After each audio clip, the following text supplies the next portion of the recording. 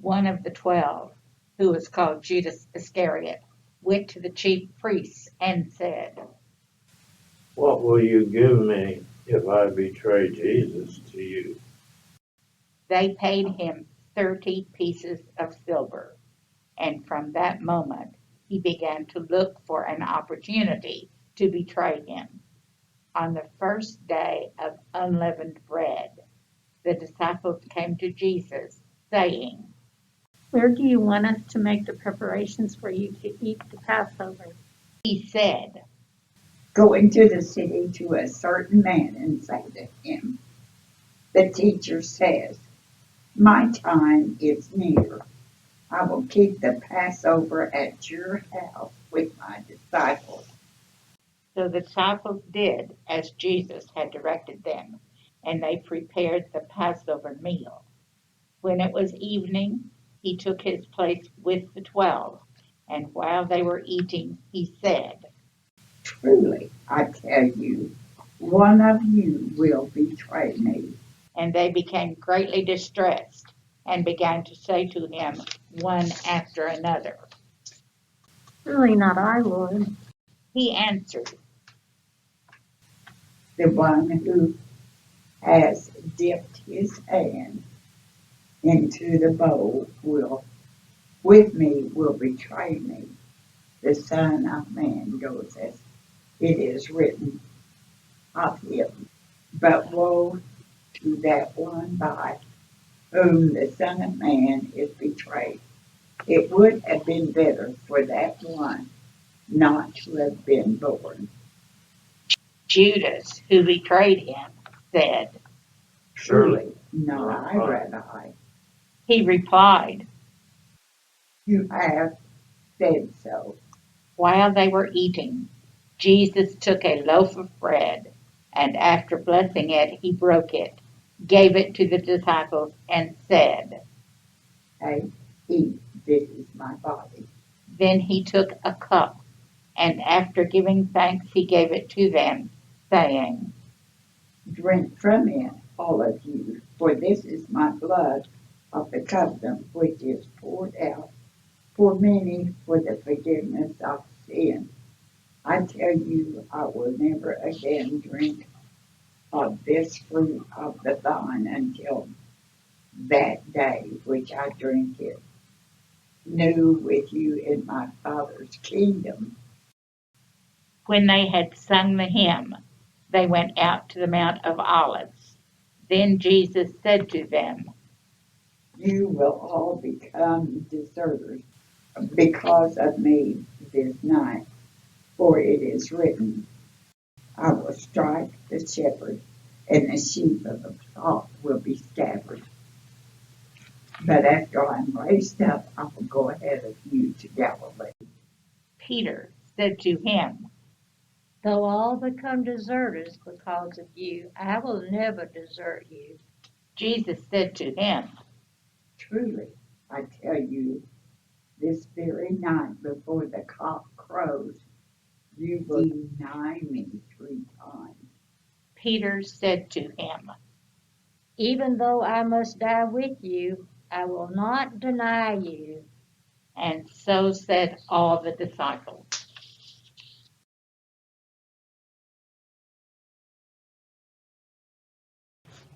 Then Jesus went with them to a place called Gethsemane, and he said to his disciples, Sit here while I go over there and pray.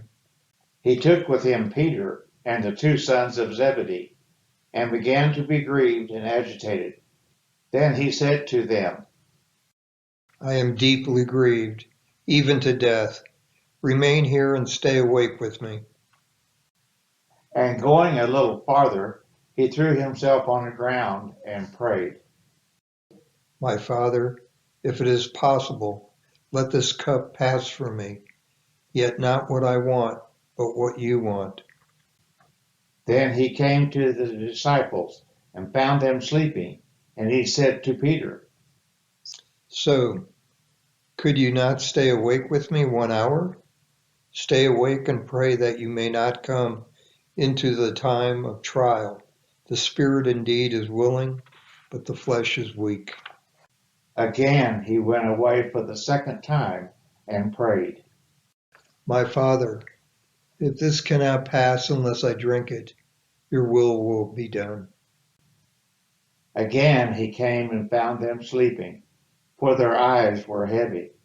So leaving them again, he went away and prayed for the third time, saying the same words. Then he came to the disciples and said to them, Are you still sleeping and taking your rest? See, the hour is at hand, and the Son of Man is betrayed into the hands of sinners. Get up, let us be going. See, my betrayer is at hand.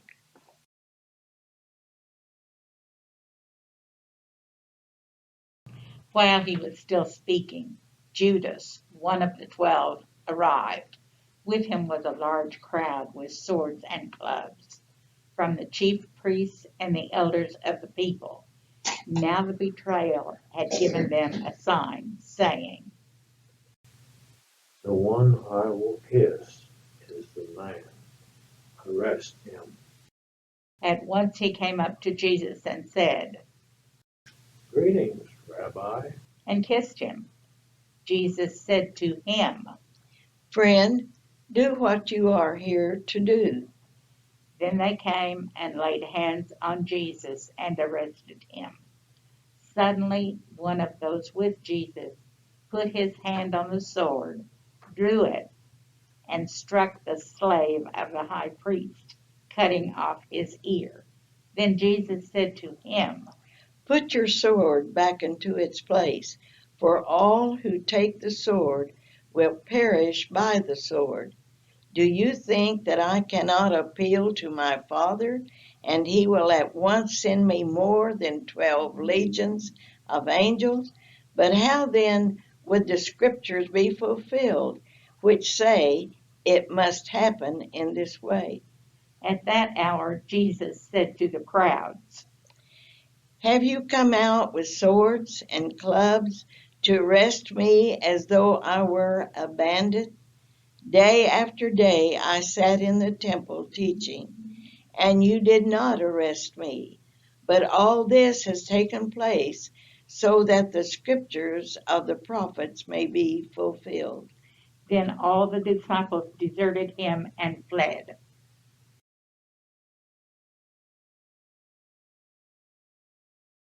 Those who had arrested Jesus took him to Caiaphas, the high priest, in whose house the scribes and the elders had gathered.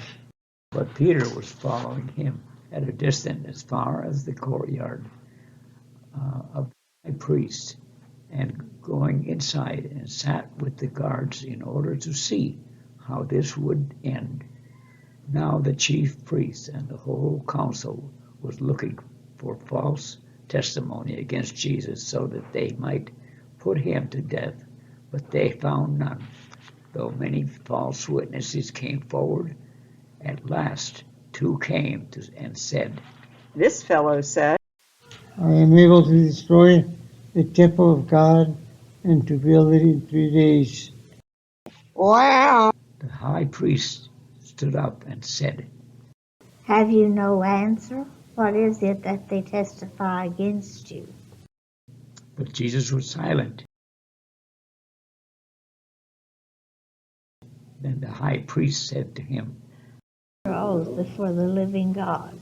Tell us if you are the Messiah, the Son of God. Jesus said to him, You have said so, but I tell you, from now on you will see the Son of Man seated at the right hand of power and coming on the clouds of heaven. Then the high priest tore his clothes and said, He has blasphemed. Why do we still need witnesses? You have now heard his blasphemy. What is your verdict? and they said, He deserves death. Then they spat in his face and struck him, and some slapped him, saying, Prophecy to us, you Messiah. Who is it that struck you?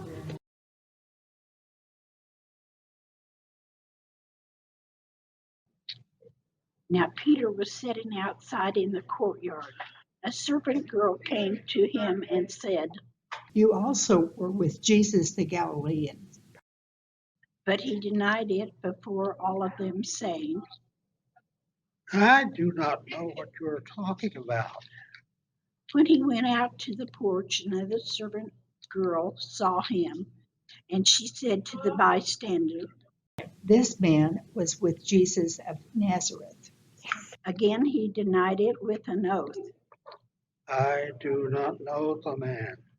After a little while, the bystander came up and said to Peter, Certainly you are also one of them, for your accent betrays you.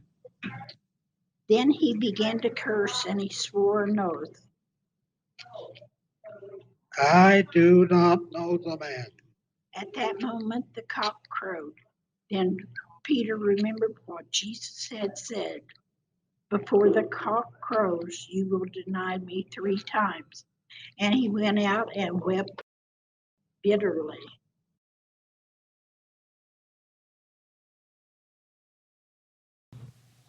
When morning came, all the chief priests and the elders of the people conferred together against Jesus in order to bring about his death. They found him, led him away, and handed him over to Pilate the governor. When Judas, his betrayer, saw that Jesus was condemned, he repented and brought back the 30 pieces of silver to the chief priests and the elders. He said, I have sinned by betraying innocent blood. but they said, What is that to us? See to it yourself. Throwing down the pieces of silver in the temple, he departed, and he went and hanged himself. But the chief priests, taking the pieces of silver, said, It is not lawful to put them into the treasury, since they are blood money. After conferring together, they used them to buy the potter's field as a place to bury foreigners. For this reason, that field has been called the field of blood to this day. Then was fulfilled what had been spoken through the prophet Jeremiah. And they took the 30 pieces of silver, the price of one on whom a price had been set, on whom some of the people of Israel had set a price, and they gave them for the potter's field, as the Lord commanded me.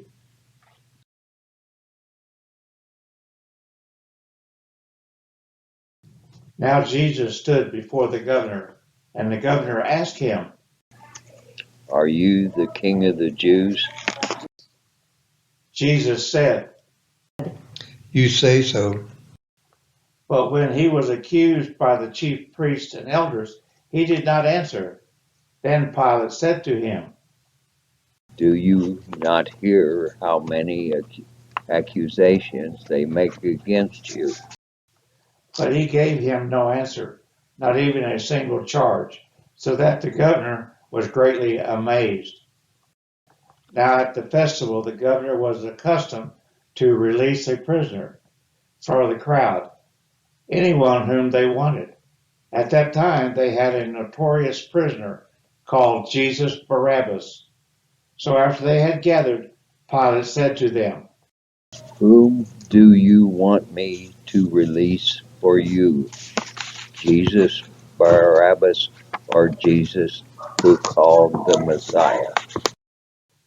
for he realized that it was out of jealousy that they had handed him over.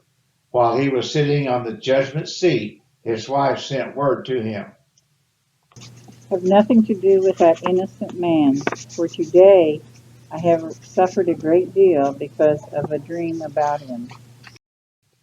Now the chief priest and the elders persuaded the crowds to ask for Barabbas and to have Jesus killed. The governor again said to them, Which of the two do you want me to release for you? and they said, Barabbas. Pilate said to them, Then what should I do with Jesus who is called the Messiah? all of them said, Let him be crucified. Then he asked, Why? What evil has he done? but they shouted all the more. Let him be crucified. So when Pilate saw that he could do nothing, but rather than a riot was beginning, he took some water and washed his hands before the crowd, saying, I am innocent of this man's blood. See to it yourselves. Then the people as a whole answered. His blood be on us and on our children. So he released Barabbas for them, and after flogging Jesus, he handed him over to be crucified.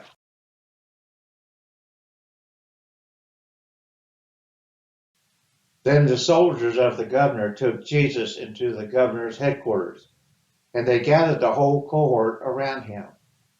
They stripped him and put a scarlet robe on him, and after twisting some thorns into a crown, they put it on his head. They put a reed in his right hand and knelt before him and mocked him, saying, Hail, King of the Jews! They spat on him and took the reed and struck him on the head. And after mocking him, they stripped him of the robe and put his own clothes on him. Then they led him away to crucify him. As they went out, they came upon a man from Cyrene named Simon. They compelled this man to carry his cross. And when they came to a place called Golgotha, which means place of a skull, they offered him wine to drink, mixed with gall. But when he tasted it, he would not drink it. But when they had crucified him, they divided his clothes among themselves by casting lots. Then they sat down there and kept watch over him. Over his head they put the charge against him, which read, This is Jesus, the King of the Jews. Then two bandits were crucified with him, one on his right and one on his left. Those who passed by derided him, shaking their heads and saying, You would destroy the temple and build it in 3 days. Save yourself. If you are the Son of God, down from the cross. In the same way, the chief priests also, along with the scribes and elders, were mocking him, saying, He saved others. He cannot save himself. He is the King of Israel. Let him come down from the cross now, and we will believe in him. He trusts in God. Let God deliver him now, if he wants to, for he said, I am the Son of God. The bandits who were crucified with him also taunted him in the same way. From noon on, darkness came over the whole land until 3 in the afternoon. And about 3 o'clock, Jesus cried out with a loud voice, Eli, Eli, lema sabachthani. that is, My God, why have you forsaken me? when some of the bystanders heard it, they said, This man is calling for Elijah. At once one of them ran and got a sponge, filled it with sour wine, put it on a stick, and gave it to him to drink. But the others said, Wait, let us see whether Elijah will come to save him. Then Jesus cried again with a loud voice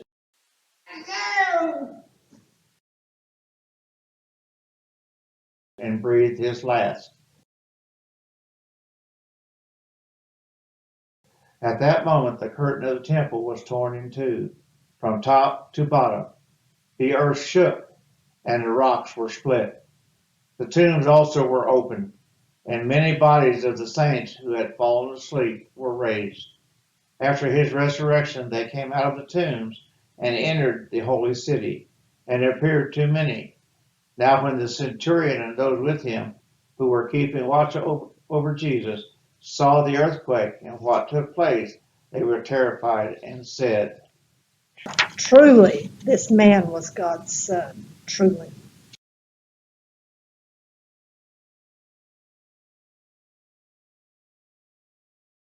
Many women were there also, looking from the distance. They had followed Jesus from Galilee and had provided for him.